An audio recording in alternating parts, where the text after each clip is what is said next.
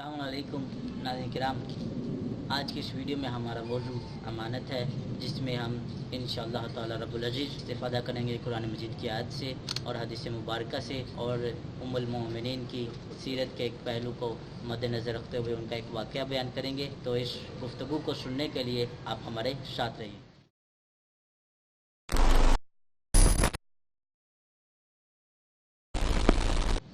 नाज़रीन किराम, हमारे चैनल जहालत के सेगमेंट में हम मोतबर तरीन वाक़यात बयान करते हैं और जो अशख़ास मजालिस और महाफ़िल पढ़ते हैं तो वो इन वाक़यात को सुनकर अपनी मजालिस और महाफ़िल में भी बयान कर सकते हैं, और जो मजालिस वगैरह नहीं पढ़ते तो वो इन वाक़यात को सुनकर वैसे भी लुत्फ़अंदोज़ हो सकते हैं। तो लिहाजा अगर आपने हमारे चैनल जहालत को अभी सब्सक्राइब नहीं किया तो सबसे पहले सब्सक्राइब करें।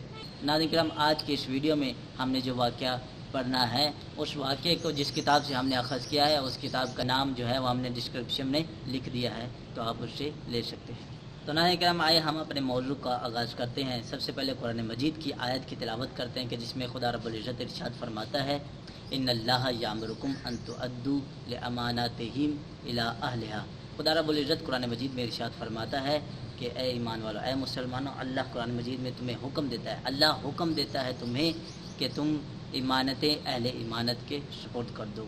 तो नाज़रीन किराम, कुरान मजीद की इस आयत से ये वाज़ेह हो जाता है कि जो शख्स भी आपके पास इमानत रखवाता है तो उस इमानत की हिफाजत करना वाजिब है और उस अमानत में ख़यानत करना जो है हराम है, चाहे वो अमानत किसी की भी हो।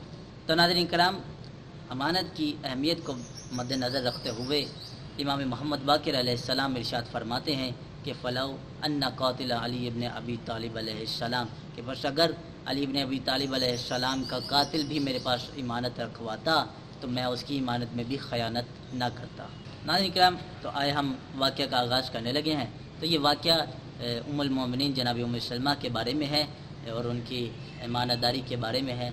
तो वाक़या कुछ इस तरह से है कि जनाब उम्मे सलमा का बेटा जिनका नाम उमर है वो इस वाक़े को बयान करते हैं। वो कहते हैं कि एक मरतबा मेरी वालदा ने मुझसे बयान करते हुए कहा कि एक मरतबा रसूल खुदा मेरे घर तशरीफ़ लाए मौला अली के साथ, और एक मरतबा रसूल खुदा ने मुझे कहा कि गोश्तफंद की खाल मुझे दीजिए। तो एक जनाब उम्मे सलमा कहते हैं कि मैंने गोश्तफंद की खाल ला के जनाब रसूल खुदा को जब दी तो उस वक़्त जनाब रसूल खुदा ने अपने मतालिब कुछ उस खाल पर लिखे और कहा कि ए उम्मे सलमा, ये जो है ये मेरी अमानत तुम्हारे पास है, और जो शख्स भी इन निशानियों के साथ तुमसे ये अमानत तलब करेगा तो तुम्हें उसको ये अमानत दे देना। तो जनाब उम्मे सलमा बयान करती हैं कि वक़्त गुज़रता गया और जनाब रसूल खुदा की वफ़ात हो गई और खिलाफतें बनती रही, हत्ता कि मौला अली की खिलाफत का दौर आ गया। खलीफा वशुवम की वफ़ात के बाद मौला अली की लोग हजूम बनाकर बैत करने के लिए, तो रावी कहता है कि उन बैत करने वालों में से मैं ख़ुद भी शामिल था। तो एक मरतबा मौला अली मिंबर पर तशरीफ़ फरमा थे और कहता है कि जनाब अली अलैहिस्सलाम जब मिंबर से नीचे उतरने लगे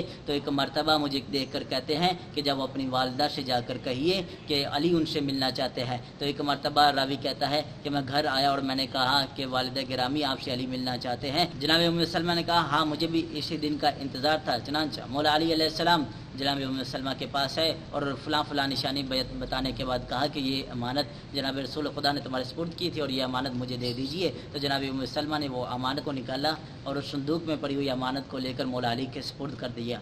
और एक मरतबा रावी कहता है कि मेरी वालिदा गिरामी ने मुझसे कहा, यानी जनाब उम्मे सलमा उम्मुल मोमिनीन ने कहा कि मौला अली की मुखालफत कभी ना करना, हरगिज़ मत करना, और जब भी मौका मिले तो मौला अली की मदद करना। और फिर फरमाया कि रसूल खुदा के बाद मैं किसी को इनके अलावा इमाम नहीं मानती। मज़ीद इस तरह की वीडियो हासिल करने के लिए आप हमारे चैनल को सब्सक्राइब करें। अस्सलामु अलैकुम या अली मदद। إن الموت لكون زهوق